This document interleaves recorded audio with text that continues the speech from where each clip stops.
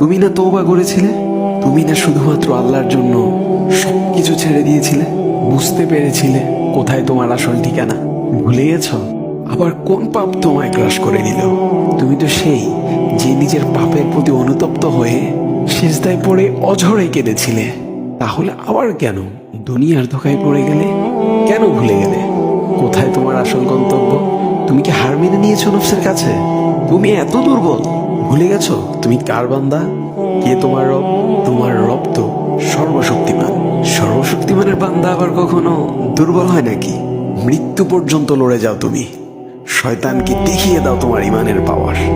শয়তানের ধোকায় পড়ে অনেক পাপ করে ফেলেছো, তাই নিরাশ হয়ে গেছো তুমি, তাই না? তুমি কি জানো না তোমার রব কতটা মহান? তিনি তো তোমাকে ক্ষমা করার জন্য অপেক্ষা করছেন। তাই ফিরে আসো সেই রবের দুয়ারে, যার দুয়ার কখনো বন্ধ হয় না।